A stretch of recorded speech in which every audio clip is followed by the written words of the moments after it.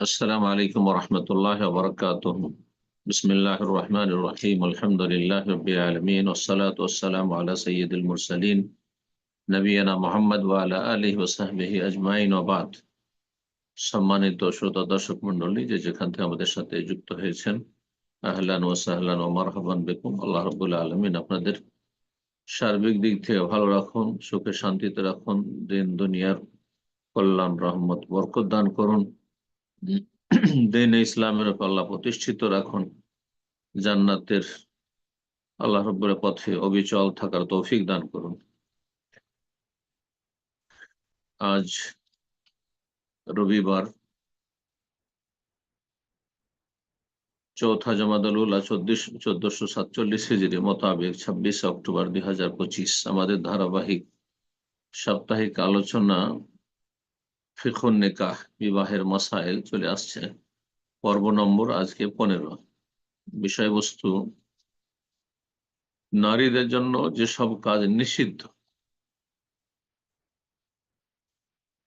মহিলাদের জন্য যেসব কাজগুলি নিষিদ্ধ রয়েছে এবং অনেক নারীরা সেসব গুনাহে লিপ্ত, কারণ এগুলির সম্পর্ক নারীদের সাজসজ্জার সাথে রয়েছে। আর সাজসজ্জার একটা সম্পর্ক বিবাহ শাদীর সাথে রয়েছে। এজন্য এখানে আজকের এই বিষয়টি লেখক নিয়ে এসেছেন ধারাবাহিক ফিকহুন নিকাহ, বিবাহের মাসাইল। এখানে বেশ কিছু নিষিদ্ধ কাজ রয়েছে যেগুলি লেখক উল্লেখ করেছেন, মোটামুটি 18-19টি। ইনশাআল্লাহ তাআলা আপনাদের সামনে পেশ করব। জি।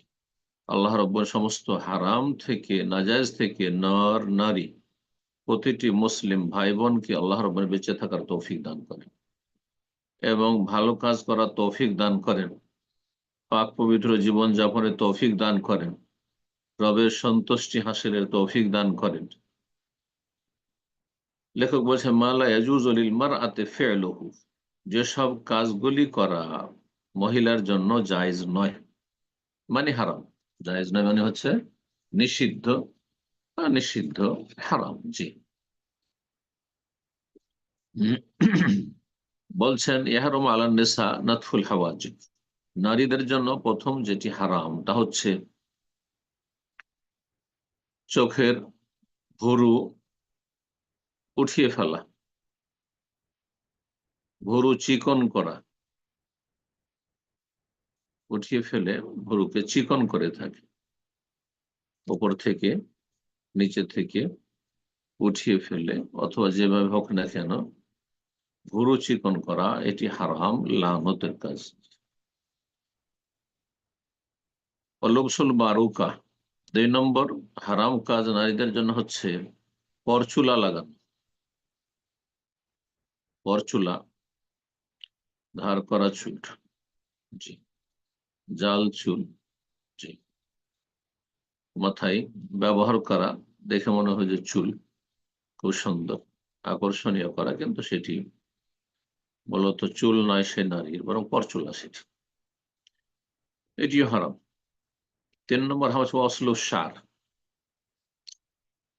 চুলের সাথে চুল মেলানো, চুলের সাথে চুল মেলানো, চুলের সাথে চুলকে মিলিয়ে লম্বা করা, লম্বা দেখানো, এটিও হারাম। রাসূলুল্লাহ সাল্লাল্লাহু আলাইহি ওয়াসাল্লাম হাদিসে রয়েছে এই নিষিদ্ধ কাজগুলো, লানাল্লাহুল ওয়াসিলা ওয়াল মুস্তাওসিলা, আল্লাহর লানত, অভিশাপ রয়েছে। আর লানত কাবিরা গুনার উপর হয়ে থাকে। লানত কাবিরা গুনার উপর হয়ে থাকে। তো গুনাহগুলি কিন্তু কাবিরা, বড় গুনাহ, জাহান্নামে যাওয়ার কারণ, আল্লাহর রহমত থেকে বঞ্চিত করার ঘোষণা। আল্লাহর লানত, অভিসম্পাত রয়েছে ওইসব নারীদের উপর যারা চুলের সাথে চুল লাগায়, মোস্তাওসেলা, এবং যারা যারা কি করে, এই চুল লাগানো চায়, কেউ এই পেশাটি গ্রহণ করেছে আর কেউ লাগিয়ে চাইছে, অন্যর কাছে সহযোগিতা নিচে লাগানো চায়, সেটা পারিশ্রমিকের মাধ্যমে হোক অথবা বিনা পারিশ্রমিক হোক, উভয়ের উপর লানত রয়েছে। যে লাগাবে, যার লাগিয়ে দেওয়া হবে, উভয়ের উপর লানত রয়েছে। ওয়াল ওয়াশম, এবং উল্কি লাগানো, ট্যাটু, হারাম, পুরুষের হোক আর নারী হোক, কাফেরদের শরীরে বিভিন্ন অঙ্গে, এমনকি গোটা শরীরে উল্কি লাগানো থাকে, এটি হারাম কাবিরা গুনাহ।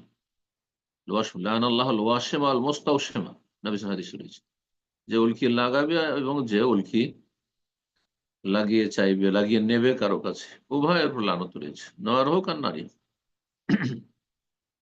নারীরা বেশিরভাগ এটা করে থাকে, এই জন্য স্ত্রী লিঙ্গ দিয়ে শব্দগুলি হাদিসে এসছে। 5 নম্বর হারাম হচ্ছে নামস, চুল উপড়িয়ে ফেলা, উঠিয়ে ফেলা, সৌন্দর্য বাড়ানোর জন্য।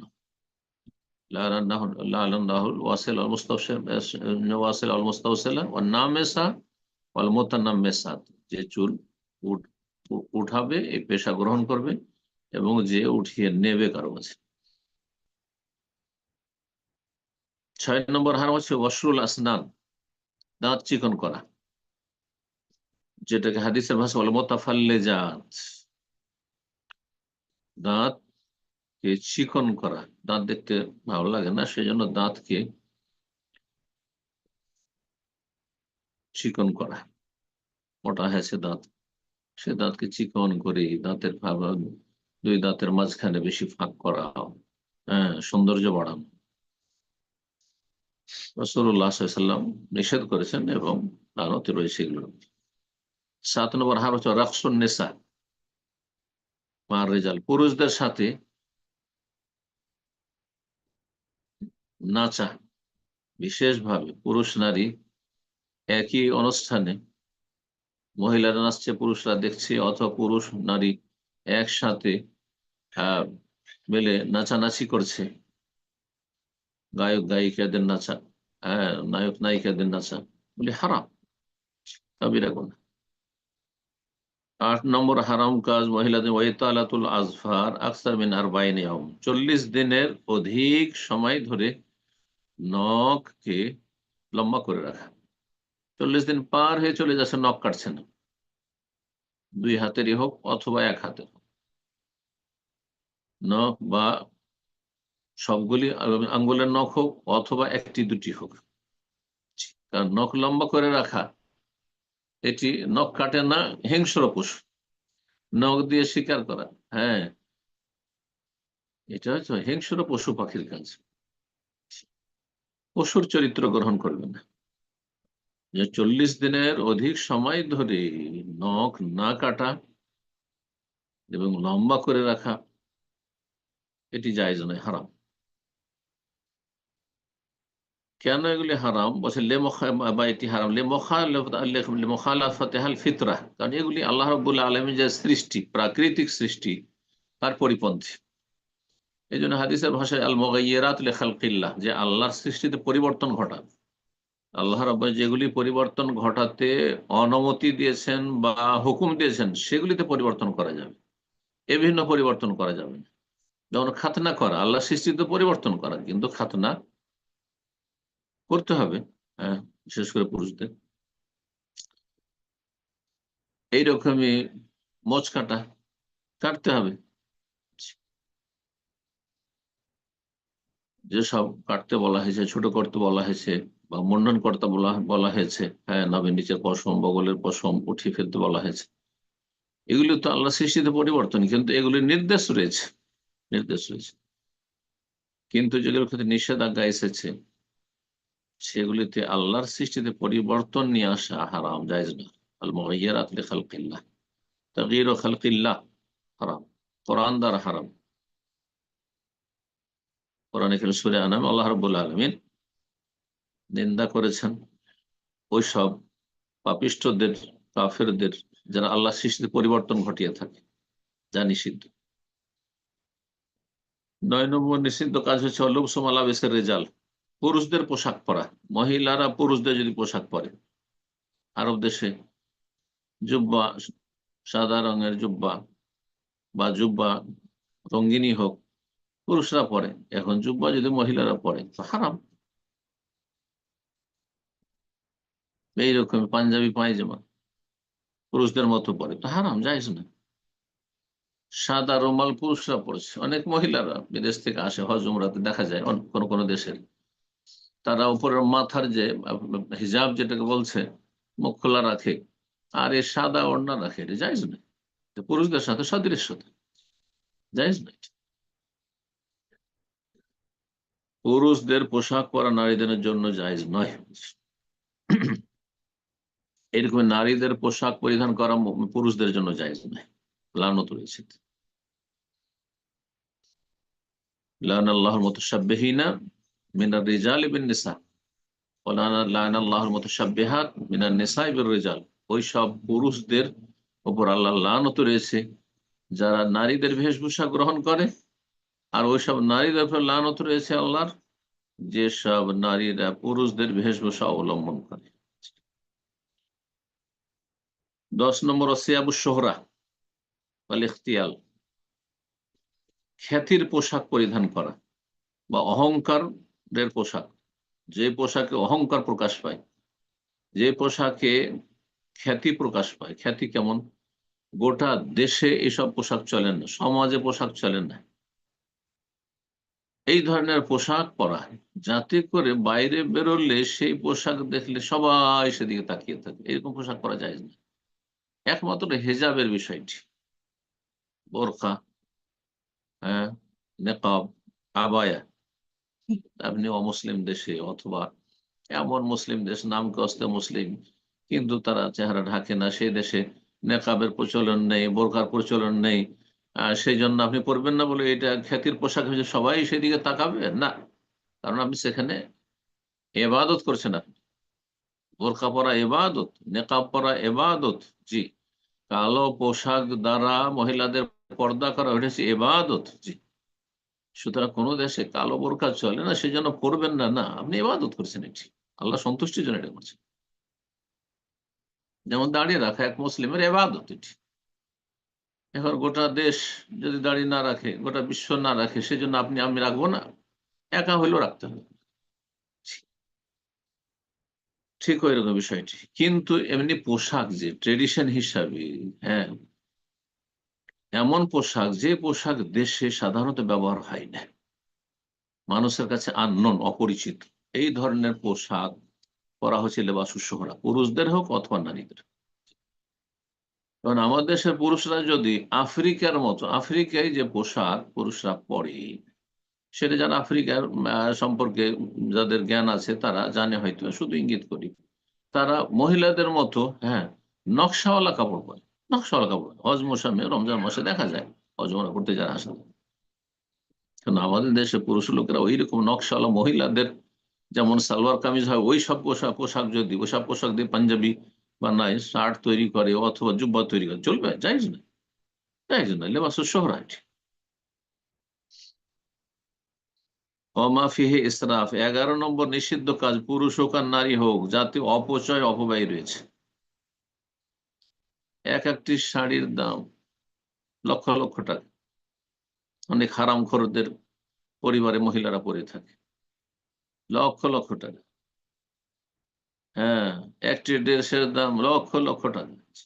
এগুলি ইসরাফ, এগুলো হচ্ছে তাবযির, অপচয়। এরা হচ্ছে শয়তানের ভাই বোন। জি, শয়তানের ভাই বোনেরা। সুতরাং শয়তান কখনো জান্নাতে যাবে না, এইরকম এদেরই অবস্থা। জি, হিসাব দিতে হবে, রবের হিসাব দিতে হবে। গরিবরা খেতে পাচ্ছেন না, হ্যাঁ, ইয়েতিমের লেখাপড়ার প্রতিপালনের ব্যবস্থা নেই সেখানে, হ্যাঁ, বিধবার, হ্যাঁ, খরচ খরচা দেওয়ার লোক খুঁজে পাওয়া যায়নি, একটা পয়সা দান সাদকা করছেন না, হ্যাঁ, আশেপাশের লোক, হ্যাঁ, খেতে পাচ্ছে কি পাচ্ছে না খোঁজ খবর নিচ্ছেন না, হ্যাঁ, লক্ষ লক্ষ টাকার শাড়ি, লক্ষ লক্ষ টাকার আপনার সালোয়ার কামিজ, লক্ষ লক্ষ টাকার আপনার ড্রেস, হারাম এগুলো। 12 নম্বর হারাম মহিলাদের জন্য হচ্ছে অসুফুর ও তার, বেহায়া বেপরদা চলাফেরা, বেহায়াপনা, বিবস্ত্র চলাফেরা করা, উলঙ্গ বা অর্ধ উলঙ্গ চলাফেরা করা, গুপ্তাঙ্গের ওপর সামান্য একটু, হ্যাঁ, হ্যাঁ, 4 আঙ্গুলের কাপড়। জি, আউযুবিল্লাহ, হারাম এগুলো, আল্লাহ লানতের কাজ, কাবিরা গুনাহ, জাহান্নামে যাওয়ার কাজ।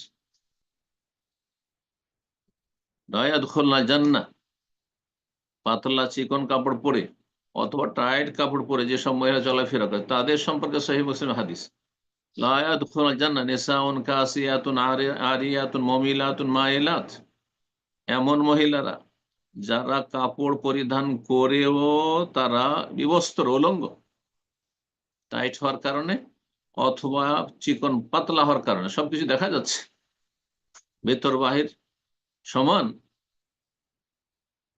পাতলা ওড়না, পাতলা জামা কাপড়, কাসিয়াতুন আরিয়াত, কাপড় পরিধান করেও তারা বিবস্ত্র, মুমিলাতুন মাইলাত, তারা অন্যদেরকে পুরুষদেরকে যুবকদেরকে আকৃষ্ট করে, আর তারা অন্যদিকে পুরুষদের দিকে আকৃষ্ট হয়, নিজেরও আকৃষ্ট হয়, অন্যকে আকৃষ্ট করে, ফিতনায় লিপ্ত করে। রউসুহুন্না কাসনিমাতিল বুখতিল মাইলাত, তাদের মাথার খোপা আর পরচুলা লাগানোর কারণে, হ্যাঁ, দেখে মনে হয় যে বখতি উটের চূড়ার মত, যেমন ষাঁড়ের চূড়া, হ্যাঁ, ডানে বামে দল দল করে, হ্যাঁ, নড়তে থাকে, হিলতে থাকে, একবার ডান দিকে একবার বাম দিকে, ঠিক ওইরকম তাদের মাথার সেই পরচুলা। লা ইয়াদখুলুনা জান্নাহ, নবী সাল্লাল্লাহু আলাইহি ওয়াসাল্লাম বলছেন তারা জান্নাতে প্রবেশ করবে না। ওয়ালা ইয়াজিদুনা রিহাহা, এমন জান্নাতের সুগন্ধিও পাবে না। ওয়া ইন্না রিহা লা তুজাদু মিন মাসিরাতি কাযা ওয়া কাযা, অথচ জান্নাতের সুগন্ধি 40 বছরের দূরত্ব থেকে পাওয়া যাবে। আল্লাহু আকবার। তো কাপড় পরিধান করে যদি বেহায়াপনা থাকে, তাতে যদি জান্নাত না পায় মহিলারা, তাহলে যেসব মহিলারা শরীর খুলে চলাফেরা করছে, তাদেরকে সবচেয়ে ঘৃণিত হচ্ছে পোশাক। তারা পাশবিক জীবনযাপন করতে চায়, আর পোশাক লাগে না, পশুর পোশাক লাগে না, পশু পাখির পোশাক লাগে না, পশু পাখির মতো তারা জীবনযাপন করতে চায়, সেটিকে সভ্যতা মনে করে। তাহলে তো কুকুর, শৃগাল আর হিংস্র পশু সভ্য। যদি সভ্যতা হয় বিবস্ত্র হওয়া, অর্ধ উলঙ্গ হওয়া, উলঙ্গ হওয়া, বেহায়াপনা, তাহলে তো পশু পাখি বেশি সভ্য, প্রাচীন যুগ থেকে সভ্য। হারাম বেহায়াপনা এবং বিবস্ত্র হওয়া। 13 নম্বর হারাম হচ্ছে মহিলাদের জন্য, এমনকি পুরুষদের জন্য, বলে ইখতিলাত বিরিজাল ফিল মুনাসাবাত, যে কোনো অনুষ্ঠানে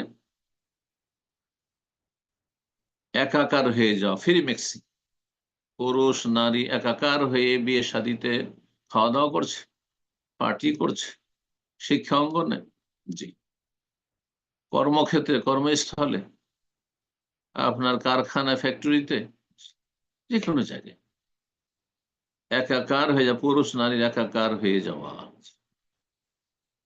অবাধ মেলামেশা, পুরুষ নারীর মনে হচ্ছে কোনো পার্থক্য নেই। আল্লাহ হেফাজত করুন, মুসলিম ভাই বোনদের আল্লাহ হেফাজত করুন। তারপরে আরো কিছু মাসাইল বর্ণনা করছেন, তারপরে আবার আসছে মহিলাদের জন্য আরো বেশ কিছু হারামের কথা। এখানে মোটামুটি 13টি নিষিদ্ধ বা হারাম কাজ মহিলাদের জন্য বর্ণনা করা হলো। পুরুষদের ক্ষেত্রে বলছেন পুরুষরা তাদের শরীরের পশমগুলি ফেলতে পারবে, দূর করতে পারবে। মিনাজাহার, পিঠ থেকে, কারো পিঠে চুল আছে, অনেকের পিঠে থাকে, কারো কম থাকে, কারো বেশি থাকে, কারো থাকে না, পিঠের চুল ফেলতে পারবে। ও সাদর, বুকের চুল তার অনেক বেশি থাকে, যদি মনে করে যে আমি এই চুল ফেলে দেবো তো জায়েজ রয়েছে। ও সাকেন, অনেকের পায়ে, দুই পায়ে খুব বেশি চুল থাকে, যদি মনে করে যে সেটা ফল জায়েজ রয়েছে। অলফাকে যায়, রানের চুল। এজা আলাম ইয়াদুররা বাদান, শর্ত হচ্ছে দুটি। একটি হচ্ছে যদি এই চুল, পশম পুরুষদের শরীর থেকে কেটে ফেলার জন্য বা মন্ডন করে ফেলে দেওয়ার জন্য, সাফ করার জন্য ক্ষতি না হয়, তাতে শারীরিক যদি ক্ষতি থাকে, স্বাস্থ্যগত, মেডিকেল সায়েন্সে যদি বলে যে তাদের ক্ষতি রয়েছে, তাহলে জায়েজ নেই। দ্বিতীয় শর্ত আর নারীদের সদৃশ্যতা যেন উদ্দেশ্য না থাকে।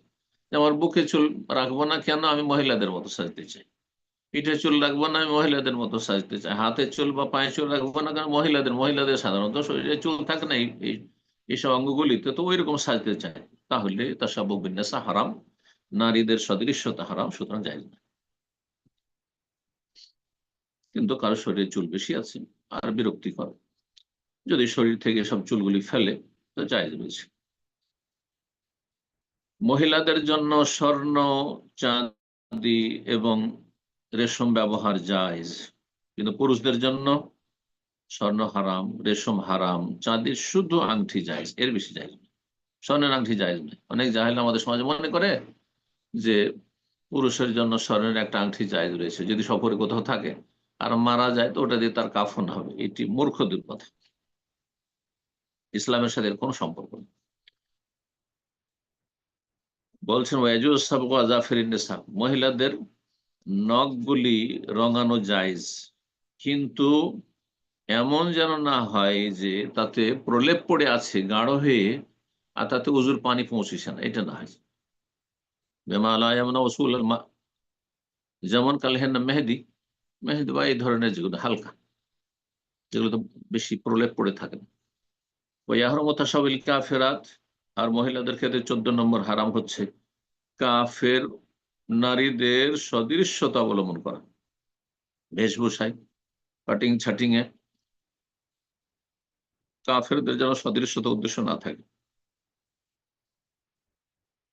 সুতরাং মহিলাদের চুলের ক্ষেত্রে অনেকে জিজ্ঞাসা করেন, মহিলাদের চুল, মহিলাদের মাথার চুল যত লম্বা হবে তত সৌন্দর্য, এটি আমাদের পরম্পরা জানা আছে। কিন্তু আজকাল অধিকাংশ মহিলারা তাদের দিনের জ্ঞান না থাকার কারণে অথবা দিনের পরোয়া না করার কারণে তারা কি করে, কাফেরদের দেখে যে তাদের ছোট ছোট চুল, সুতরাং দেখে ভালো লাগে, কাফের ইহুদি নাসারাদের মহিলাদের ভালো লাগে, তখন তারা ওই তাদের দেখা দেখি কাটে। যদি কাফের মহিলাদের সদৃশ্যতা উদ্দেশ্য থাকে তো হারাম, কিন্তু কোন মহিলা যদি এরকম কোনো উদ্দেশ্য নেই, মানসিক গোলামি নেই কাফের, স্বামীকে সন্তুষ্ট করার জন্য চুল যদি ছোট করে রাখে তো জায়েজ রয়েছে, কিন্তু এত ছোট করা যাবে না যাতে পুরুষ মনে হয় দেখে, কমপক্ষে এতটা চুল থাকতে হবে যাতে বোঝা যায় যে না মহিলা।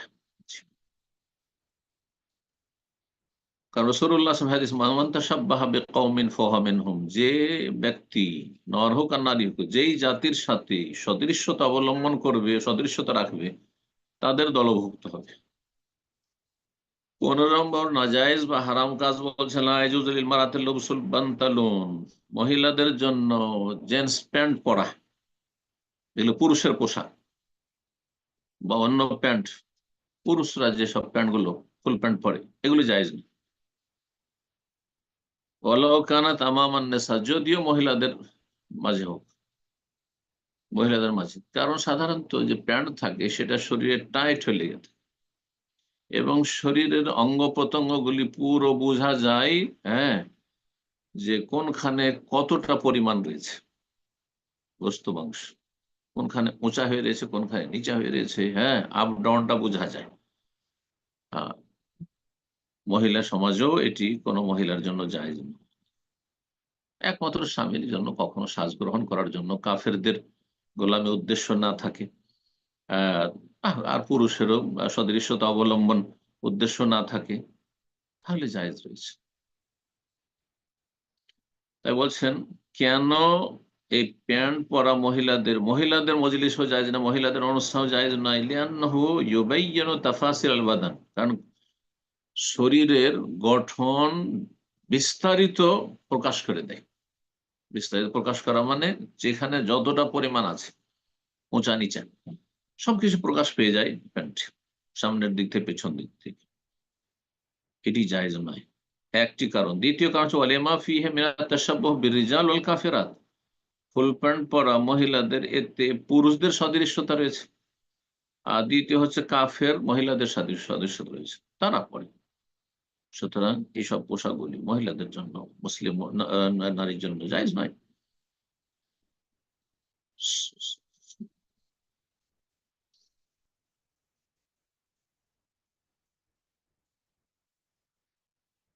তাহলে আমাদের জেনে রাখতে হবে আরেকটি মসলা, যে কোন মুসলিম মহিলার জন্য জায়েজ নয় যে কাফের নারীদের সদৃশ্যতা অবলম্বন করে, এটি আম কথা, ব্যাপক কথা। 16 নম্বর বিষয়, যাতে এই উদ্দেশ্য না থাকে যে কাফের মহিলাদেরকে দেখতে আমার ভালো লাগছে, তাদের দেখে আমার খুব পছন্দ, লাইক করি আমি তাদেরকে, তাদের ফ্যান আমি, আর তারা আমার আদর্শ, তাদের আমি অনুকরণ করা পছন্দ করি। এটিকে বলা হয় আল উবুদিয়া, গোলামি, কাফেরদের গোলামি। শারীরিক গোলামি মানসিক গোলামির চাইতে অনেক ভালো। শারীরিক গোলামি মানে নিরুপায় হয়েছেন, আপনাকে গোলাম বানিয়ে নিয়েছে আর চাকর খাটতে হচ্ছে কারো বাড়িতে, গোলাম হয়ে থাকতে, ক্রীতদাসী থাকতে হচ্ছে। তো শরীরের গোলাম হওয়াটা মানসিক গোলামি, হ্যাঁ, এর চাইতে অনেক অনেক গুণে ভালো। মুসলিম জাতির অধিকাংশই মানসিক দিক থেকে কাফেরদের গোলাম। এরা মনে করে যে মনে হয়, হ্যাঁ, পশ্চিমারা উন্নতি করেছে বিবস্ত্র হওয়ার কারণে, পশ্চিমারা উন্নতি করেছে নারী পুরুষ একাকার হয়ে যায়, তাদের মধ্যে নর আর নারীর পার্থক্য না থাকার কারণে। পশ্চিমারা উন্নতি করেছে মদ খেয়ে, মনে হচ্ছে শুকুরের গোস্ত খেয়ে। এগুলো হচ্ছে কাফেরদের গোলামি।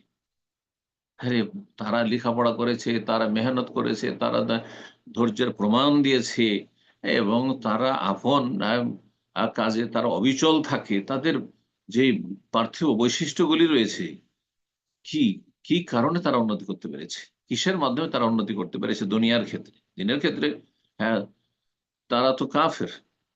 আল্লাহ পরকালের সাথে তাদের কোনো পরিচিতি নেই, কিন্তু দুনিয়ার ক্ষেত্রে যে তারা এগিয়ে গিয়েছে তার পিছনে কারণগুলি কি, এগুলি আপনি জানুন।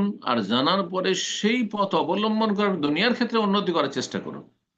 কিন্তু আপনি ভালো কাজে উন্নতি না, ভালো কাজে অনুকরণ করতে পারবেন না, ভালো জিনিসটা তাদের কাছ থেকে নিতে পারবেন না, আপনি ও খারাপটাই নেবেন।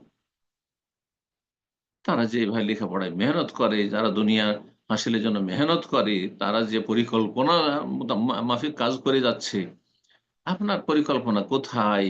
আর আপনার আপনার লক্ষ্য উদ্দেশ্য নির্ধারণ কোথায়? আপনার জীবনের আশা আকাঙ্ক্ষা কি, হোক কি, ইত্যাদি কিছু নাই।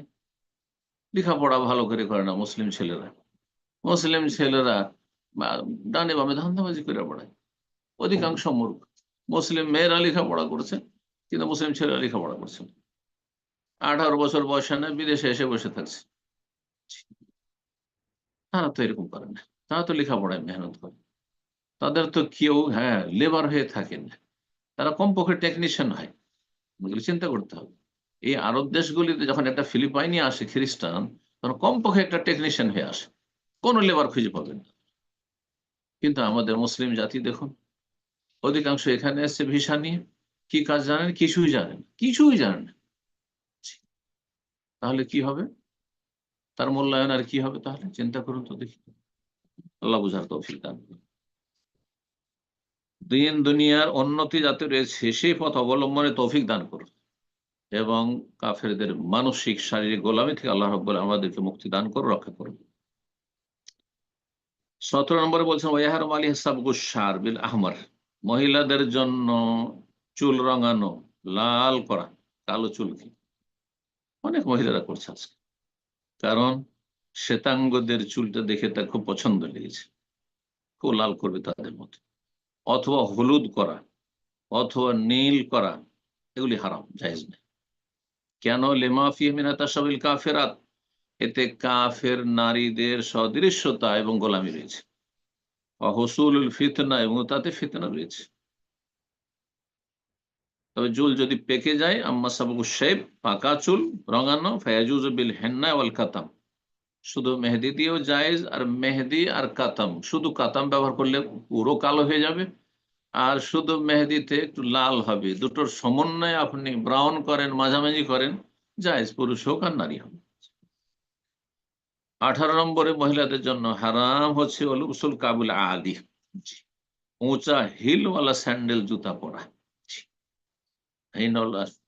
হিল বিশিষ্ট স্যান্ডেল জুতা পরে যখন হাঁটি, তখন যে শরীর পিছন দিক থেকে যে আকর্ষণ সৃষ্টি করে, ফিতনার কারণ হয় পুরুষদের জন্য। সে নিজেই ফিতনা লিপ্ত হয় এবং পুরুষদেরকেও, যুবকদেরকেও ফিতনা লিপ্ত করে। বলছেন যে মুহাররামুন, হারাম। হিলওয়ালা জুতো স্যান্ডেল ব্যবহার করা মহিলাদের জন্য হারাম। লিআন্না মিনাত তাবাররুজ, কারণ এটি হচ্ছে বেহায়াপনা। আল্লাযী নাহা আল্লাহু আনহু, আল্লাহ নিষেধ করেছেন, ওয়ালা তাবাররাজনা তাবাররুজাল জাহিলিয়াতি, জাহিলি যুগের কাফের মুশরিক নারীদের মতো তোমরা বেহায়াপনা করিও না। আল্লাহ রাব্বুল সমস্ত হারাম নাজায়েজ থেকে বেঁচে থাকার তৌফিক দান করেন। সর্বশেষ যে বিষয়টি বলে সেটি হচ্ছে মহিলা পুরুষের বিবাহের অনুষ্ঠানে বা বিবাহের আগে পরে যেসব কিছু হয়ে থাকে বিয়ে বাড়িতে, তাতে ছবি তোলা, আর তারপরে সেগুলি যদি সোশ্যাল মিডিয়ায় দেওয়া হয় তো আরো বড় হারাম। আর তার উপরে বিনা কাজে এসব ছবি তোলা, তার উপরে সেই সব ছবিগুলো পুরুষদের কাছে যায়, এমনকি ভিডিও করা হয়, আর ভিডিও করার পরে বিয়ের অনুষ্ঠানের ভিডিও এগুলি সোশ্যাল মিডিয়ায় ছড়ানো হয় অথবা আত্মীয় স্বজনদের কাছে পাঠানো হয়, তাদেরকে দেখানো হয়। এ সমস্ত কিছু হারাম। আল্লাহ রাব্বুল এই সমস্ত হারাম নাজায়েজ কাজ থেকে আমাদের সকলকে বেঁচে থাকার তৌফিক দান করেন। সুবহান রাব্বিকা রাব্বিল ইজ্জাতি আম্মা ইয়াসিফুন ওয়া সালামুন আলাল মুরসালিন ওয়ালহামদুলিল্লাহি রাব্বিল আলামিন। সম্মানিত দিনী ভাই ও বোনেরা, এখনই আমাদের প্রশ্নোত্তর পর্ব শুরু হতে যাচ্ছে। তো প্রশ্ন নেওয়ার পূর্বে দুই একটি নিয়ম নীতি বলে দিচ্ছি। আমরা যখন প্রশ্ন করব অবশ্যই সংক্ষিপ্ত আকারে প্রশ্নের মূল বিষয়বস্তু উপস্থাপন করার চেষ্টা করব, এবং একটা করে প্রশ্ন, একের অধিক প্রশ্ন করার সুযোগ নেই। আর গত সপ্তাহে যারা প্রশ্ন করার সুযোগ পেয়েছিলেন তারা যদি কেউ হ্যান্ড রেজ করে থাকেন, তাদের প্রতি অনুরোধ থাকবে আপনারা নিজ দায়িত্বে আপনাদের হ্যান্ডকে লোয়ার করে নিন, অন্যদেরকে প্রশ্ন করার সুযোগ করে দিন। তো আমরা সময় না নিয়ে এখনই প্রশ্ন নিব ইনশাআল্লাহ। শুরুতে প্রশ্ন করবেন সুরাইয়া। জি, আপনি প্রশ্ন করুন। আসসালামু আলাইকুম স্যার। ওয়ালাইকুম আসসালাম ওয়া আম- রাহমাতুল্লাহি ওয়া বারাকাতুহু। আমি আমেরিকা থেকে বলছি। আমার একটা জি প্রশ্ন বলুন। জি। যে আমার নানা অনেক আগে মারা গেছে। উনি মারা যাওয়ার আগেই, উনি জীবিত অবস্থায় রহমান। ওনার ওনার ছেলে মারা গেছে। হুম। তারপরে ওনার ওনার ওনার দুইটা, জীবদ্দশায়। হ্যাঁ ওনার জীবদ্দশা, কিন্তু ওনার দুইটা ছেলে আছে। উনি দুই ছেলে আছে, এখন ওনার সম্পত্তি, আরেক ছেলে মারা গেছে 2-3 বছর আগে। এখন ওনার কিছু চরের কিছু সম্পত্তি আছে। তা এখন ওনার হুম। এক মেয়ে জীবিত আছে, আমার খালা। আর আমার মাও মারা গেছে 2 বছর আগে। এখন এই সম্পত্তিটা কিভাবে বন্টন করতে হবে? এক একজন এক এক সম্পত্তি রকমের বন্টনের কথা বলে। জন্য হুম। সম্পত্তি বন্টন না, এই জুমের প্রশ্নে হবে না, কারণ তাহলে এতে অসম্পূর্ণ কথা থেকে যাবে। কথা বুঝতে পেরেছেন? সম্পত্তি না, কিছু আপনি টাকা, মানে জমি বিক্রি করে কিছু টাকা টাকা পয়সা হোক, আনছে। টাকা হ্যাঁ। পয়সা সম্পত্তি একই জিনিস। এতে পুরো যারা ওয়ারেসিন উত্তরাধিকারী তাদের পুরো সবার কথা উল্লেখ না করলে একজন যদি বাদ পড়ে যায়, একজন আগে পরে মারা যাওয়া যদি হয়ে যায়, তাহলে মাসলা উল্টো পাল্টা হয়ে যাবে। হ্যাঁ, তখন বলবেন যে শেখ হয়তো ভুল বলেছেন, অথচ আপনি হয়তো ভুল তথ্য দিয়েছেন। যার ফলে এর নিয়ম হচ্ছে আপনি আমার কাছে লিখে পাঠাবেন হোয়াটসঅ্যাপে যে মৃত, আর যখন মৃত অমুক, আর তারপরে তার এক ছেলে ছিল, এক মেয়ে ছিল। ছেলে এই মৃতের আগে মারা গেছে, হয়ে গেল। তারপরে কে কে থাকে, এক মেয়ে ছিল সাপোজ। আর তারপরে ওনার স্ত্রী ছিল ওই সময়, ওনার ইন্তেকালের সময়। আর তারপরে আর কে ছিল, এগুলো বলতে হবে। কথা বোঝা গেছে?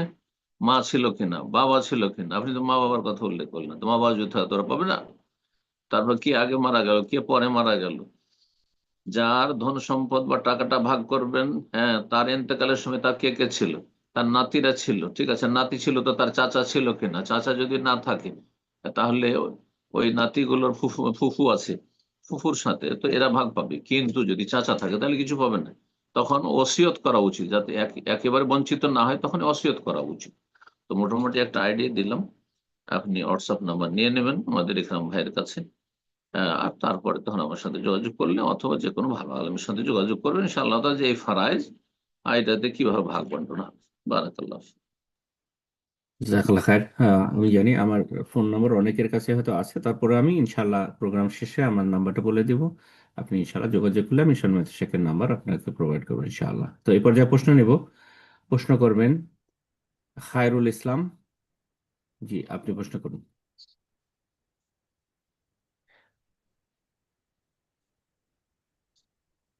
জি, খায়রুল ইসলাম, আপনার ডিভাইসটা আনমিউট করে নিন, প্রশ্ন করুন।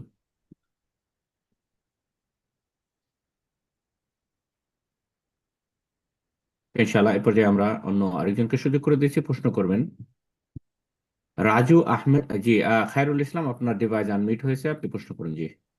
সালামু আলাইকুম রহমতুল্লাহ। ওয়ালাইকুম আসসালাম ওয়া রাহমাতুল্লাহি ওয়া বারাকাতুহু। জি। শেখ, আমার প্রশ্নটা হলো, আমরা আমি আলহাসা থেকে শেখ। জি বলেন। আমার প্রশ্নটা হলো, আমরা ওই ওয়াইফাই এর কানেকশনে মানে একটা লাইন নিয়েছিলাম। তো এই মানে 100 রিয়াল করে দিয়ে সবাই মিলে আমরা লাইনটা নিয়েছি, এখন 10-12 জন মতন চালাই আর কি। তো এই মানে আমরাকে আবার মানে দেয়, টাকা দেয়। তো এই টাকাটা মানে নেওয়া কি জায়েজ হবে? ওই আর যারা আবার যারা আপনাদের কাছ থেকে চালাচ্ছে? জি জি জি, আবার মানে আমরা মানে টাকা দিয়েছিলাম প্রথমে। তো হুম আমরা আমাদের কাছ থেকে যারা নিয়ে চালাই, মানে হের হের কাছ থেকে যে টাকাগুলো নিই মানে সেটার থেকে মানে আমরা যারাকে দিই ওইটা মানে ওর থেকেও বেশি হয়ে যায় টাকাটা। তো এটা কি হুম, মানে জায়েজ হবে? তাই জায়েজ মানে আছে। আমরা কোনো লাগে না, আমরা কি কিছুই লাগে না, সে আমরা অথচ চালাই। লাগুক না লাগুক, আপনি আপনি ওটা নিয়ে নিয়েছেন, আর তারপরে তখন ও চালাচ্ছে, এরা আপনাদেরকে বলে চালাচ্ছে, কিন্তু আপনি জি নিয়ে নেওয়ার পরে যদি আপনার পাসওয়ার্ড চুরি করে, হ্যাঁ, যদি চালায়, হ্যাক করে চালায়, তো এটা জায়েজ নেই না জানি। এখানে সরকারের কোনো খেয়ানত করছেন না, আপনি একটা লাইন নিয়েছেন, সেই লাইনটা একজন ব্যবহার না করে 10 জন ব্যবহার করেছে, হ্যাঁ, করতে পারেন, কোনো অসুবিধা নেই। আর যারা আপনার সাথে ব্যবহার করছে তাদেরকে বলছেন, তোমরা যখন ব্যবহার করছো আমার ওয়াইফাইটা, তোমরা কিছু কিছু পয়সা দাও, সেই ক্ষেত্রে কম হয়ে যাচ্ছে বেশি হয়ে যাচ্ছে সেটা আপনার, কোনো অসুবিধা নেই। আল্লাহ তাআলা। এ পর্যায়ে প্রশ্ন করবেন রাজু আহমেদ। জি, আপনি প্রশ্ন করুন। আসসালামু আলাইকুম ওরহমতুল্লাহি ওবারাকাতুহু। ওয়ালাইকুম আসসালাম রহমতুল্লাহ বরকাত। জি। ভালো আছেন শেখ? জি আলহামদুলিল্লাহ। কোথা থেকে বলছেন? আমি বাংলাদেশ থেকে বলছি শেখ। আমার প্রশ্নটা হলো, আমি একটা সরকারি চাকরি করতাম, তো জি। ওখানকার অ্যাকাউন্টেন্ট ছিলাম আমি।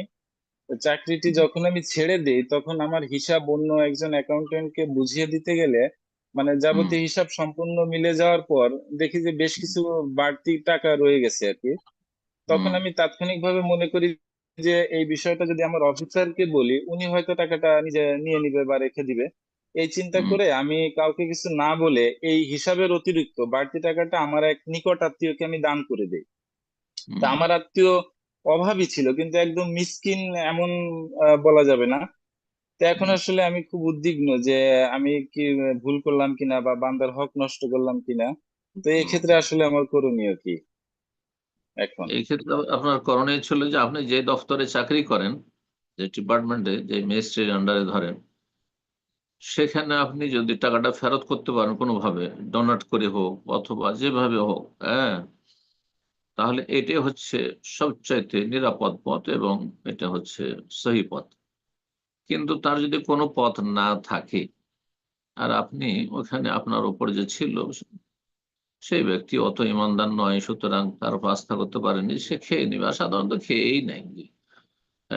ইমান দুর্বল অধিকাংশ লোকের, এইরকম লোকগুলো তো খেয়ে নেওয়া স্বাভাবিক। যে আল্লাহর হক নষ্ট করতে পারে, সে মানুষের হক নষ্ট করতে পারে। তো এই ক্ষেত্রে যদি আপনার কাছে সেই পথ থাকে তো দিয়ে দিয়েন, আপনি সরকারের কাছে ফেরত দিয়ে দেন। যদি পথ না থাকে তো দান সাদকা করেছেন, সেই দান সাদকাটি, যেই আপনি ডিপার্টমেন্টে চাকরি করতেন সেই ডিপার্টমেন্ট কর্মকর্তা, অথবা এটি রাষ্ট্রীয় রাষ্ট্রীয় সম্পদ, তো রাষ্ট্রীয় সম্পদ যেন সেই রাষ্ট্রের কল্যাণ হয়, এই সাদকা সেই রাষ্ট্রের কল্যাণের ক্ষেত্রে আপনি নিয়ত করবেন। আল্লাহ তাআলা আ'লাম। জি। এটা হচ্ছে শেষ মুক্তির পথ।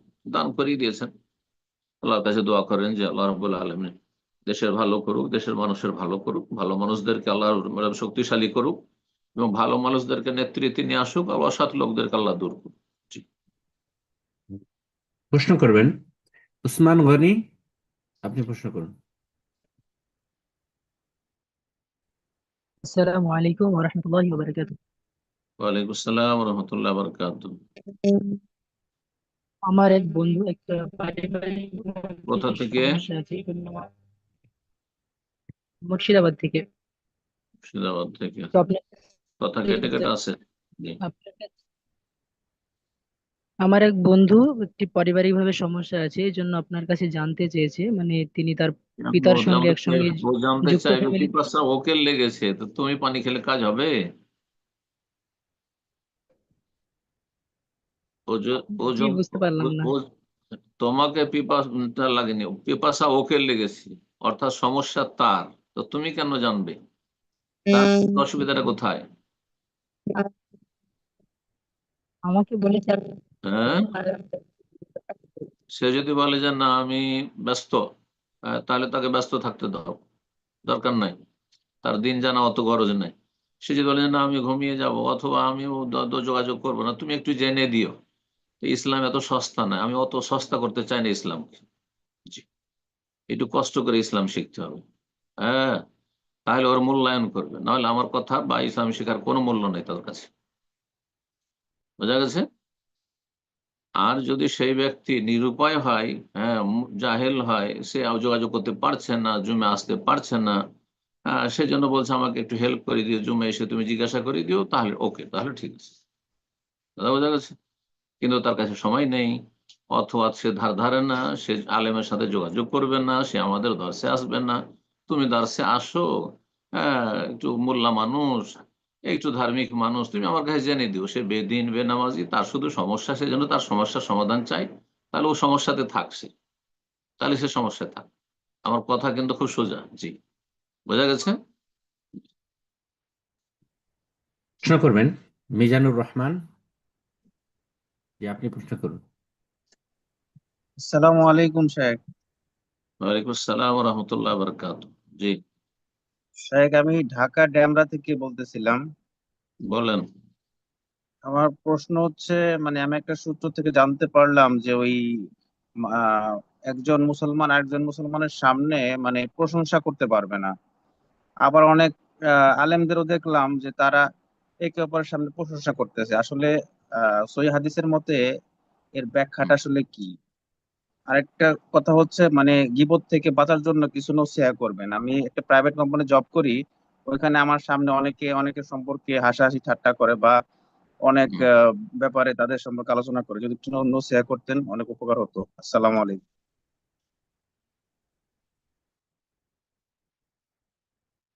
প্রশ্ন, উনি তো দ্বিতীয়টা গীবত বললেন। আসলে আগের প্রশ্ন কি ছিল আব্দুল হক ভাই? যে আগের প্রশ্নটা উনি করলেন, সুবহানাল্লাহ, আমি নিজেও ভুলে গেলাম আপনার দ্বিতীয় প্রশ্নটা চলতে গিয়ে। মনে কি ছিল? আচ্ছা, আমি ওনাকে আনমিউট করতেছি, ওনার প্রথম প্রশ্নটা হ্যাঁ, হ্যাঁ, দুটো আপনি প্রশ্ন, শুরুটা একটু একটা বলে করে দেন। প্রশ্ন করবে, এই দুটো কথা বলবেন না, দুটো কথা বলে জি দ্বিতীয় শুনতে গেলে তখন ওইদিকে চলে শেখ, যাবে। আমার প্রথম প্রথম প্রশ্ন হচ্ছে, মানে একজন মুসলমান আরেকজন মুসলমানের প্রশংসা সামনা। প্রশংসা হয়ে গেছে যথেষ্ট। জি, জি। একজন মুসলিম আরেকজন মুসলিমের, মানুষ, মুসলিম শুধু না, মানুষ বলেন, অমুসলিমেরও প্রশংসা করা যেতে পারে। পার্থিব ক্ষেত্রে চরিত্র যদি ভালো থাকে তো চরিত্র প্রশ্ন করে বা প্রশংসা করে।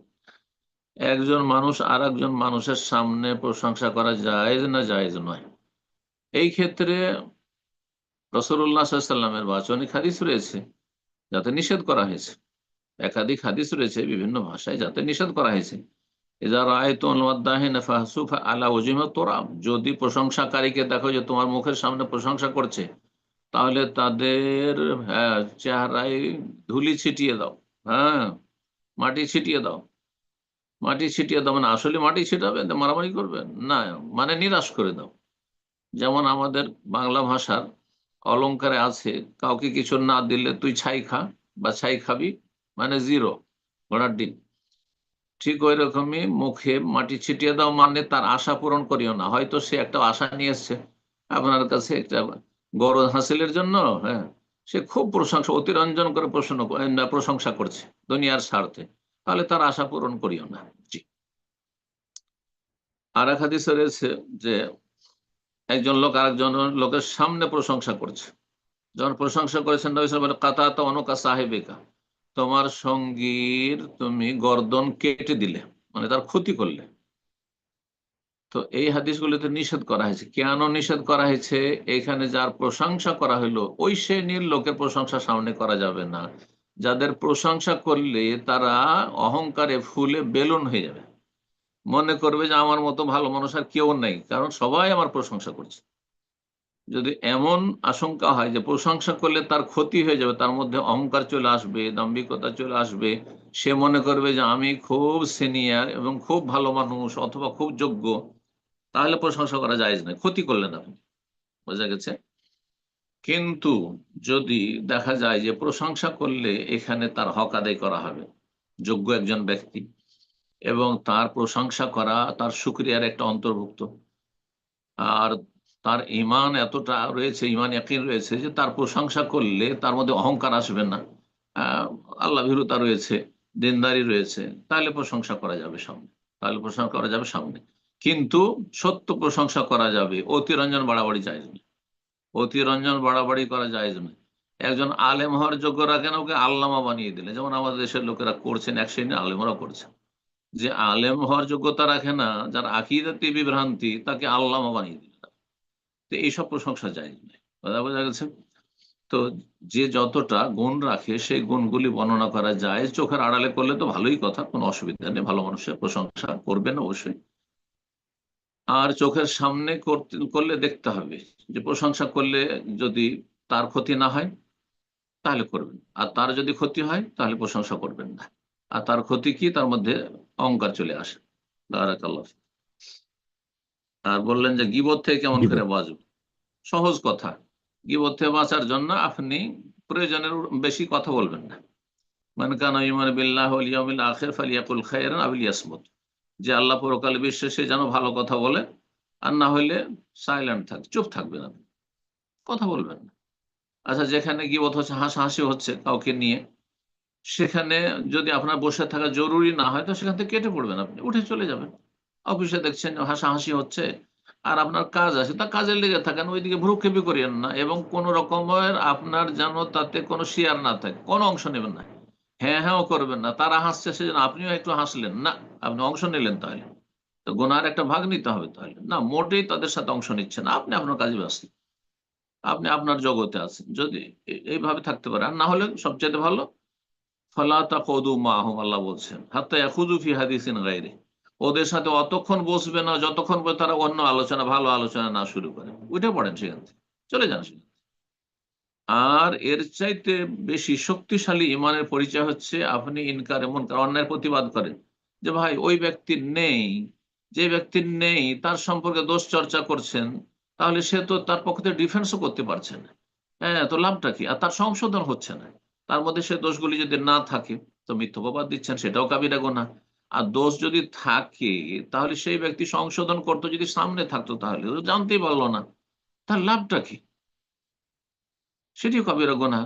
গীবত, দোষ আছে আর দোষ বর্ণনা করছে, এটি গীবত, এটাও কাবিরা গুনাহ।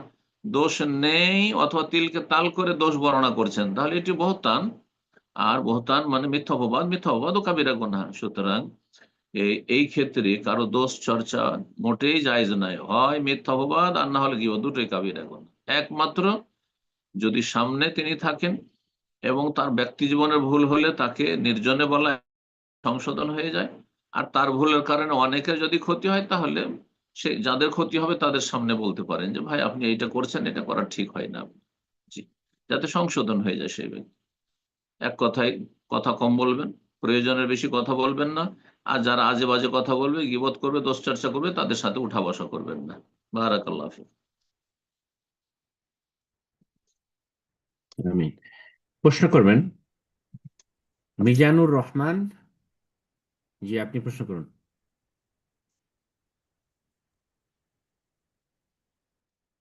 আসসালামু আলাইকুম। ওয়ালাইকুম সালাম রহমতুল্লাহ বরকাত। জি। আমি মাত্র কোশ্চেন করেছি, হম। একটু আগে আমি কোশ্চেন করেছিলাম দুইটা। জাযাকাল্লাহ খায়ের, মিজানুর সরি, রহমান। আসলে আমার একটু মিস্টেক হয়ে না গেছে। না। ঠিক আছে, ইনশাআল্লাহ আপনাকে মিউট করছি। এ পর্যায়ে প্রশ্ন করবেন ওবায়দুর রহমান। জি, আপনি প্রশ্ন করুন। ওবায়দুল রহমান, আপনার ডিভাইসটা আনমিউট করে নিন, প্রশ্ন করুন।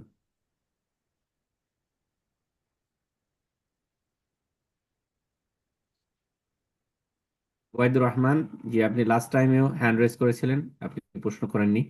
আপনাদের প্রতি অনুরোধ থাকবে, যারা হ্যান্ড রেজ করেন আপনাদের মনোযোগ আকর্ষণ করবেন, নামটা বলার সাথে সাথে ডিভাইসটা আনমিউট করে প্রশ্ন করুন। ওবায়দুর রহমান, আপনাকে আবারও সুযোগ করে দিচ্ছি, আপনি ফোনটা, ডিভাইসটাকে আনমিউট করে নিন। স্ক্রিনে আপনার ডিভাইসটাকে আনমিউট করতে বলা হচ্ছে। ওবায়দুর রহমান, ওবায়দুল রহমান। ওকে, ইনশাআল্লাহ এই পর্যায়ে আমরা অন্যকে সুযোগ করে দিই, প্রশ্ন করবেন ইসমাইল শেখ, ইসমাইল এসকে। জি,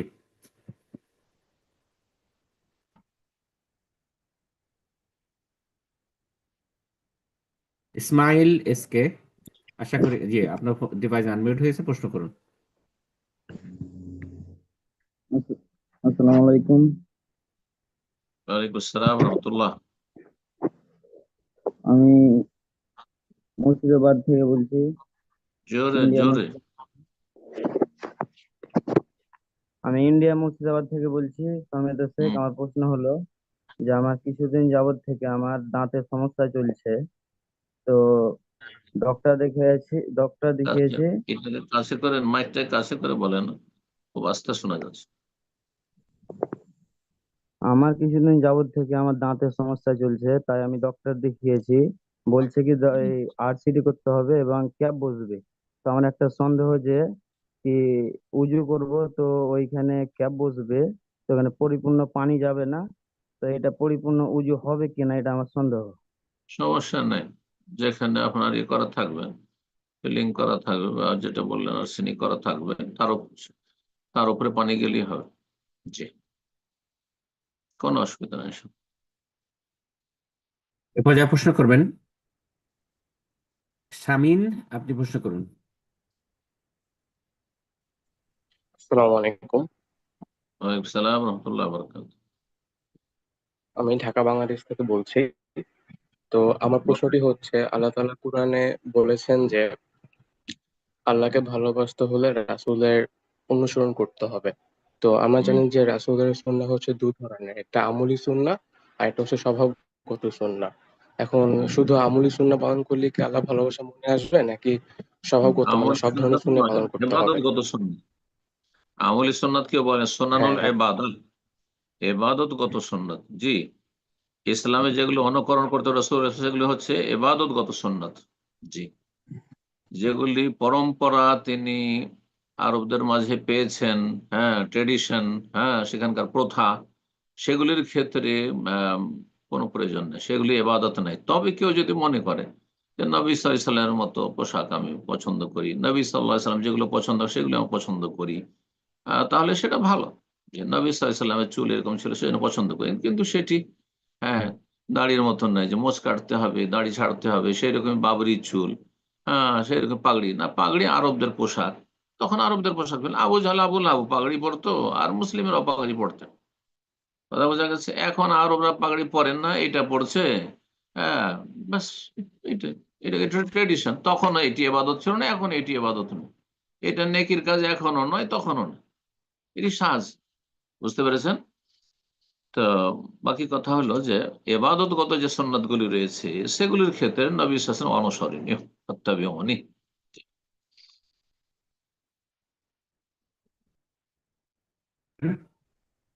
আবু আব্দুল আবু আব্দুল্লাহ ইমরান, জি আপনি প্রশ্ন করুন। জি আসসালামু আলাইকুম ওরহমতুল্লাহি ওয়াবারাকাতুহু। ওয়ালাইকুম আসসালাম রহমতুল্লাহ বরকাত। শেখ, আপনি ভালো আছেন? জি আলহামদুলিল্লাহ। কোথা থেকে? জি, আমি মাসকাত আল সিপ থেকে বলছি শেখ। মাসকাত? জি শেখ, ওমান মাসকাত আল সিপ। জি বলেন। মাশাআল্লাহ। জি শেখ, আমার একটা প্রশ্ন, বলতে দুইটাই। একটা হচ্ছে যে অজু সংক্রান্ত একটা প্রশ্ন, যেটা হচ্ছে আমার আলহামদুলিল্লাহ আপনার একটা। একটা যেটা গুরুত্বপূর্ণ এটা করেন। জি শেখ, এটাই যে অজু সংক্রান্ত আপনার একটা ভিডিও ক্লিপ থেকে আমি মোটামুটি এটা দেখে নিয়েছি যে অজুটা পরিপূর্ণভাবে কিভাবে সুন্নতি তরিকা যেগুলো আছে এগুলা শিখে নিয়েছি ইনশাআল্লাহ, আলহামদুলিল্লাহ। এখন শুধু আমার একটু ডাউট হচ্ছে যে মাথা মাসায়ের যে কান মাসাইটা, এটা যদি শেখ আমাকে একটু প্র্যাকটিক্যালি দেখাইতেন যে মাথা এবং কান মাসাইটা কিভাবে একটু করতে হয় কি। জাযাকাল্লাহু খাইর। এই যে তর্জনী, তর্জনী আঙ্গুল, তর্জনী আঙ্গুল ঢোকাবেন কানের ভিতরে, ঠিক আছে? আর বৃদ্ধাঙ্গুলিকে কানের এই লতিতে নিচেখানে রাখবেন, ওপর ভাগে, এইভাবে, তারপরে এইভাবে ঘুরিয়ে নেবেন, ব্যাস। জি। আর কানের মধ্যে তর্জনী রেখে এখানে ঘোঁচড়াইতে হবে আর চারিদিকে ঘুরাইতে হবে, এগুলো বানানো কথা, এগুলো কোনো হাদিসে পাইনি আজ পর্যন্ত। শুনলাম যে একজন আমাদের আলেম বলেছেন আমাদের মধ্যেকার, কিন্তু কোথা থেকে বলেছেন তিনি, ফোকাহাদের কথা যদি হয় তো এটা মন গড়া কথা, কোনো প্রয়োজন নেই। বাড়াবাড়ি ইবাদতের ক্ষেত্রে ঠিক নয়। কানের ভিতরে আঙুল রাখেন, ব্যাস। কানের ভিতর পরিষ্কার করার নাই, ওপর ভাগে মাসা হচ্ছে শুধু কানের ওপর ভাগে, আর কানের ভিতরে আপনার তর্জনীয় আঙ্গুলি থাকবে। জাযাকাল্লাহ খায়ের। এ পর্যায়ে প্রশ্ন করবেন আরাফাত হোসেন। জি, আপনি প্রশ্ন করুন।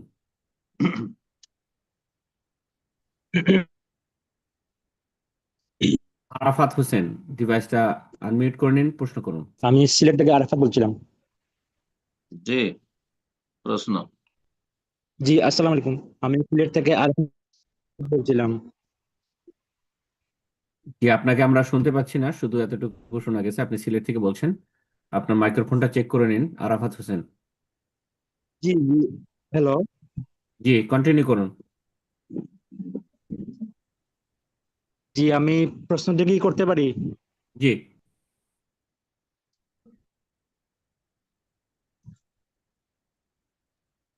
আর সম্ভবত আপনার ডিভাইসে প্রবলেম হচ্ছে। জি, আমি কি আহ, প্রশ্নটা করতে পারি?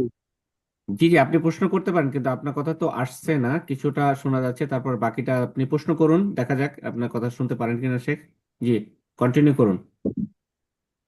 শায়েখ, জি জি জি, শায়েখ, আপনাকে গত সপ্তাহের আগের সপ্তাহে একটি জিজ্ঞাসা করা হয়েছে যে পারিবারিক একটি ঝামেলা জড়িয়ে একজন ভাই তিনি তার পিতামাতার গায়ে হাত তুলে ফেলেছিলেন। তো এরপর থেকে তিনি অনেক দুনিয়াবী সমস্যার মাঝে আছেন। তিনি জানতে চেয়েছেন যে বাবা বাবা বাবা মায়ের গায়ে অপরাধের কারণে দুনিয়াবী ও আখিরাতের শাস্তি থেকে বাঁচার কি কোনো উপায় আছে? উপায় আছে, তওবা করলে উপায় আছে। তওবা করলে খালিস তওবা করতে হয়। তবু ইলাল্লাহি তাওবাতান নাসুহা, খালিস অন্তর থেকে তওবা করো। তওবা করা মানে গুনহার উপর অনুতপ্ত হওয়া, লজ্জিত হওয়া, চরম অপরাধ করেছি, আমি একজন মুসলিম সন্তান, আর গুনাহ বন্ধ করা, স্টপ, আগামীর জন্য প্রতিজ্ঞা করা যে জীবনে এরকম কাজ করব না। কথা বোঝা গেছে? এই তিনটি শর্ত। বান্দার হক নষ্ট করেছে, বাবার হক মায়ের হক নষ্ট করেছে, সুতরাং তাদের কাছে ক্ষমা নেবে এবং ক্ষমা নেওয়ার সাথে সাথে তাদের সাথে অনেক বেশি বেশি সদাচরণ করবে। ইন্নাল হাসানাত ইউযহিবুনা সাইয়্যাত, আল্লাহ বলছেন বেশি বেশি নেকি যদি হয় তাহলে সেটা গুনাহগুলিকে মুছে পরিষ্কার করে দেয়। তো খারাপ আচরণ করেছে, এখন খুব বেশি বেশি ভালো আচরণ করবে, তো আল্লাহ মাফ করে দেবেন এবং দুনিয়ার আযাব বালা মুসিবত উঠে যাবে ইনশাআল্লাহ। এই তওবা যদি আল্লাহর কাছে গৃহীত হয়, আর খালেস অন্তর থেকে হইলে অবশ্যই গৃহীত হবে, আর আখিরাতের আযাব হবে না ইনশাআল্লাহ। কিন্তু তওবাতে যদি ঝামেলা থাকে, হ্যাঁ, তাহলে দুনিয়ারও বালা মুসিবত থাকতে পারে, আর আখিরাতের আযাব শাস্তি হতে পারে। জি, আল্লাহ খালেস তওবার তৌফিক দান করুন। আমি প্রশ্ন করবেন মোহাম্মদ শানীন। জি, আপনি প্রশ্ন করুন।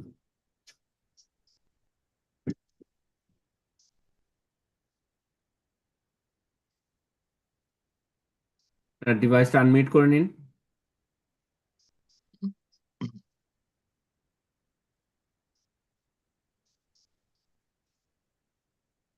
মোহাম্মদ শানীন, জি, আপনার ডিভাইসটা আনমিউট করে নিন, আপনাকে দেখতে পাচ্ছি কিন্তু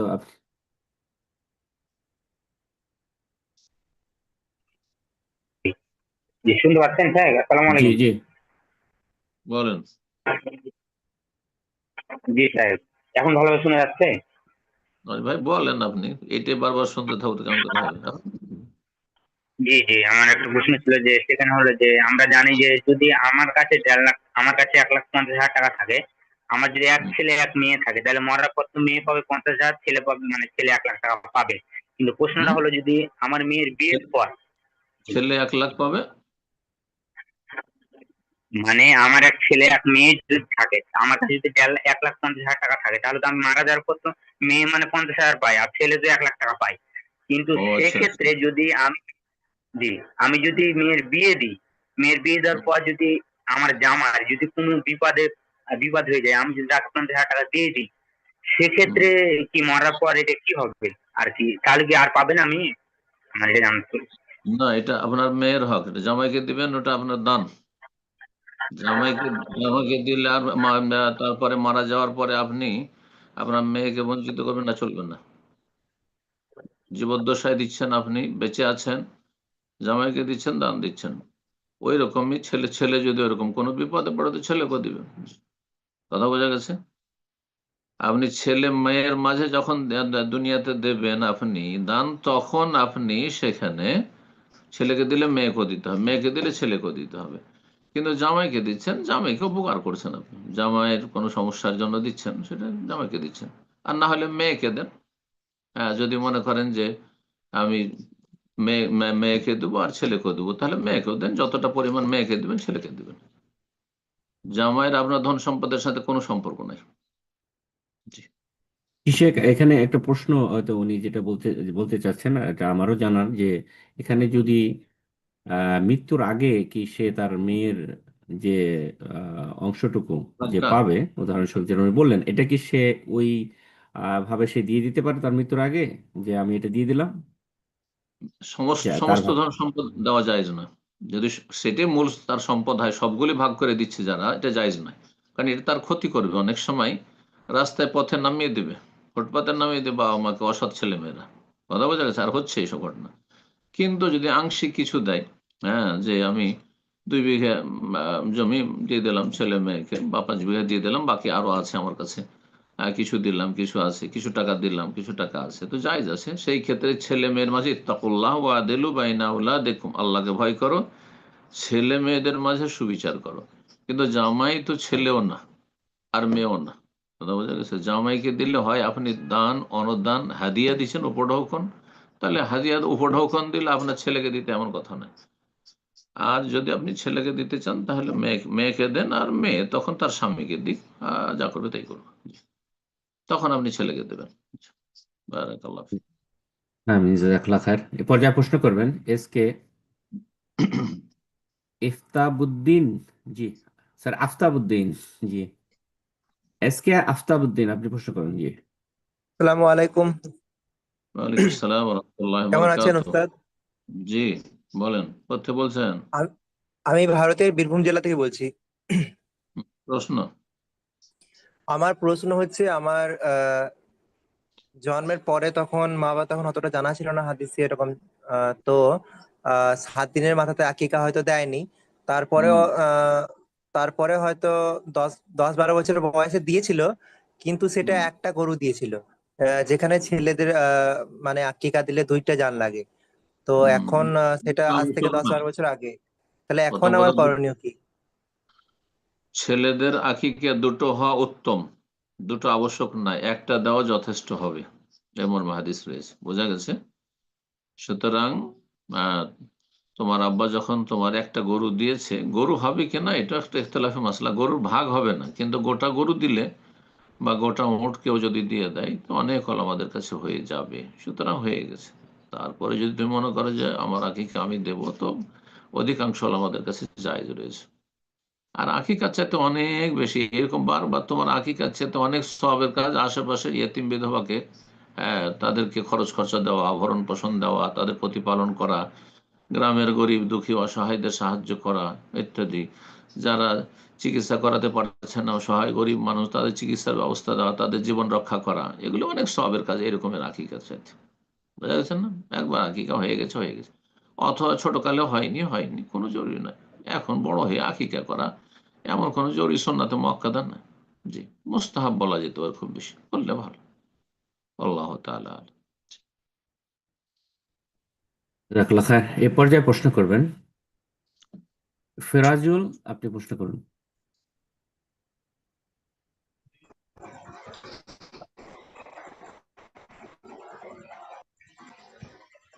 আসসালামু আলাইকুম রহমতুল্লাহ। ওয়ালাইকুম আসসালাম ওয়া রাহমাতুল্লাহি ওয়া বারাকাতুহু। জি, স্যার, আমি রংপুর থেকে বলছি। প্রশ্ন আমি বলেন। প্রশ্নটা আরো বিগত কয়েক মাস আগে করছিলাম, তা সমস্যা, আমি আরো সমস্যা পড়ছি। সে সমস্যা হলো যে আমি ওই তো আর কি আমার হানাফি সমাজেই বসবাস করি, বক্তাচারও হানাফি। আমি হুম, একটা মাদ্রাসায় খেদমত করি। তো বর্তমানে আমার এখানে 2টা আর কি বেদাত সম্মুখীন হতে হচ্ছে। হুম, তো একটা হলো যে আমরা এখানে যে মাদ্রাসার শিক্ষক আরেকজন আছে, তো উনি তার কি যখন বাড়ি যায় ছুটিতে, হুম, তা উনি যে মসজিদে খেদমত করে নামাজ পড়ায়, তা ওখানে উনি যাওয়ার পরে তা আবার আমাকে আর কি 2-1 দিন পড়াইতে হয়। তা ওখানে আর কি সম্মিলিত মোনাজাত হয়। হুম, এখন কারণ উনি যিনি নামাজ পড়ে উনিও আর কি মুফতি সাহেব, হুম, কারণ উনি আর সেরকম কিছু বলেন না। আর আমি তো সেরকম না, আমি শুধু হাফেজ, আমি কিছু কইতেও পারি না, বলতেও পারি না, সেরকম হুম, এলেম নাই। এটা একটা বিদাত। হুম। আর একটা বিদাত হচ্ছে যে ওই যে মানুষ মারা গেল 3 দিনে 40। হুম। তা আমি এগুলোতে আমি যাই না এখন, কিন্তু কমিটির যারা আছে হুম। তাদের বাড়িতে যখন হয় তখন একটু সমস্যায় পড়ি। এই অনুষ্ঠান তখন বাধ্য হয় আর কি যেতে হয়। আমার প্রশ্ন হলো, এখানে থাকলে এই বেদাত গুলো থেকে বাঁচার কোনো উপায় নাই?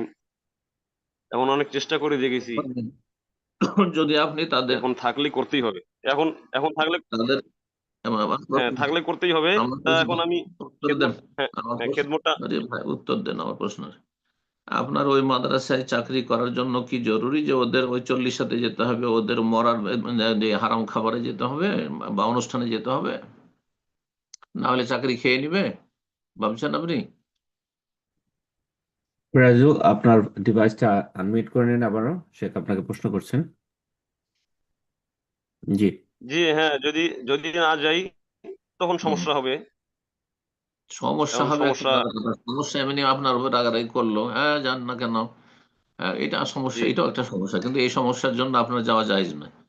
কিন্তু আপনার কি এমন হবে যে আপনার সেখান থেকে চাকরি চলে যাবে, তারপরে অন্য জায়গায় হয়তো চাকরি পাবেন না, তখন আপনার হয়তো ইনকাম সোর্স নেই, কিছু অসহায় হয়ে যাবেন, আর সংসার জি চালানো মুশকিল, এমন পরিস্থিতি আছে? হ্যাঁ, এরকম পরিস্থিতি আছে যে মানে এরকমই আর কি।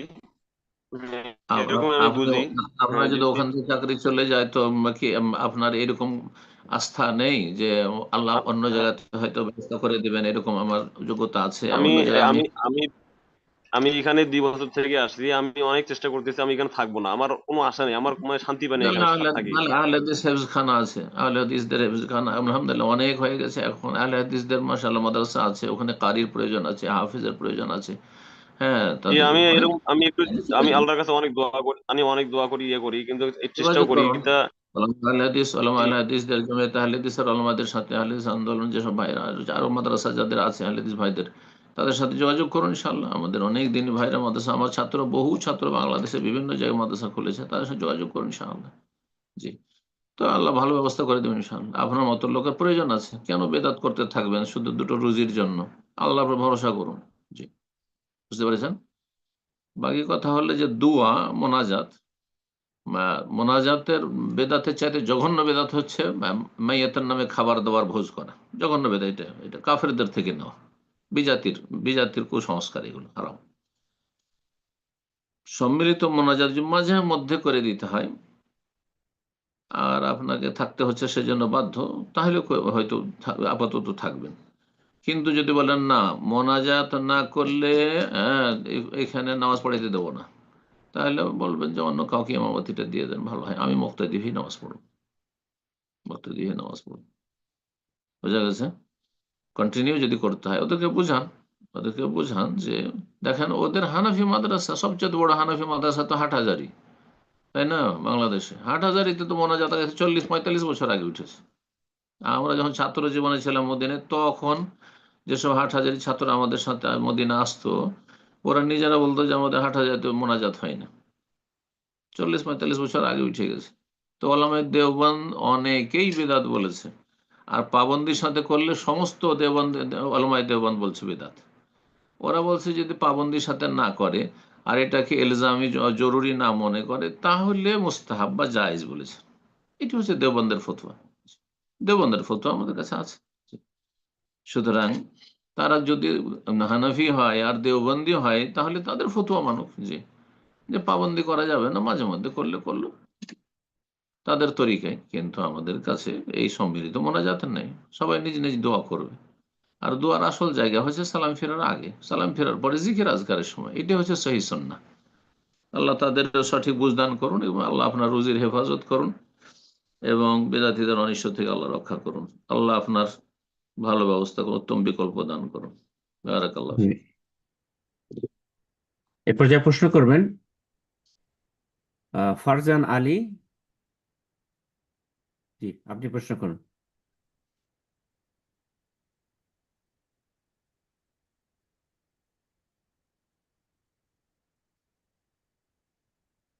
আসসালামু আলাইকুম, স্যার কেমন আছেন? ওয়ালাইকুম আসসালাম ওয়া রাহমাতুল্লাহ। বলেন প্রশ্ন। স্যার, আমি ইন্ডিয়ার শিলিগুড়ি থেকে বলছি, ফারজান আলী।